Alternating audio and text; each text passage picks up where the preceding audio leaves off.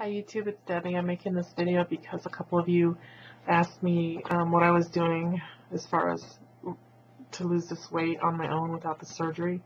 And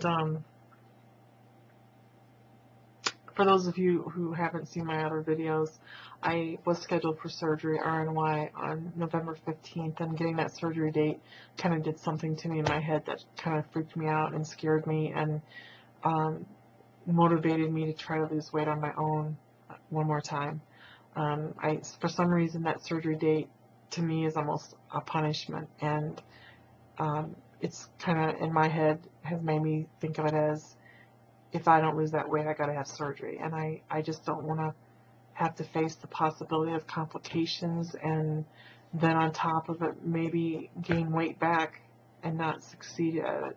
So I want to try again on my own and see what happens. So far, so good. So what I'm doing, I'm sticking 1,200 calories a day.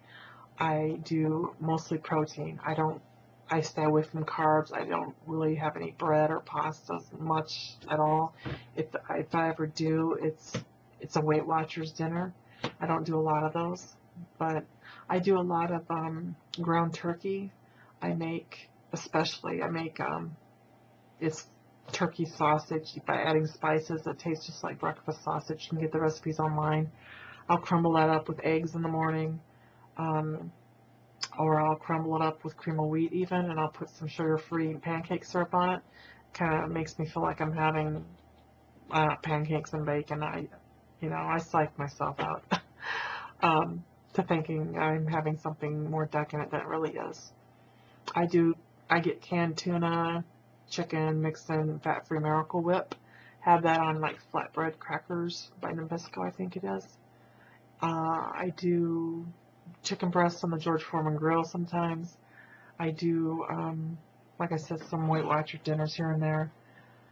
I'll buy I buy Progresso light soup, and I have that. And sometimes I put in even some instant potato flakes to thicken it up and make it seem, again, more decadent than it really is.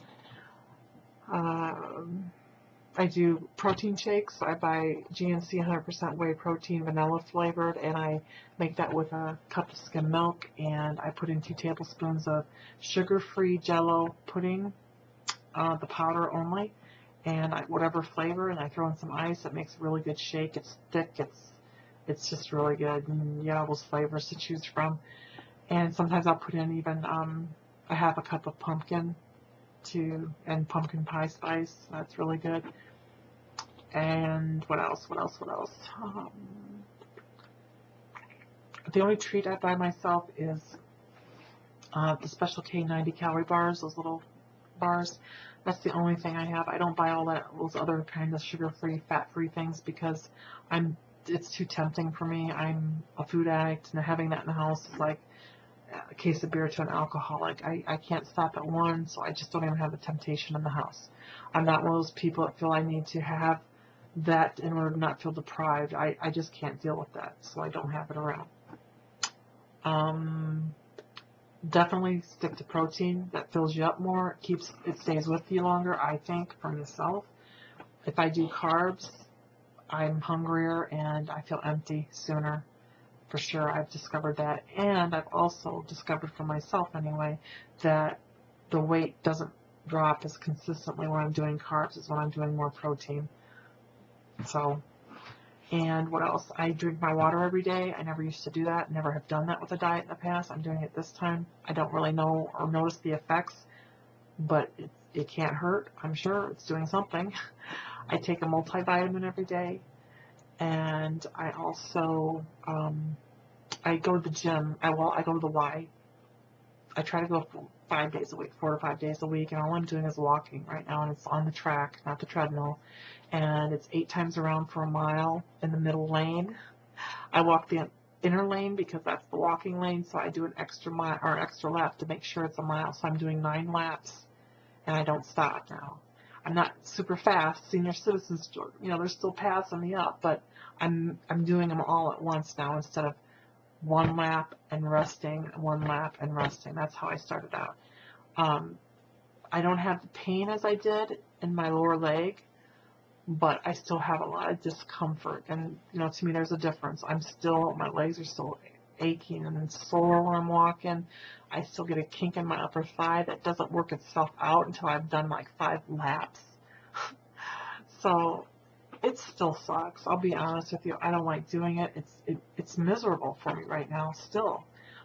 But with that being said, it's still better than it was. And for sure, I feel better after I've done it up here.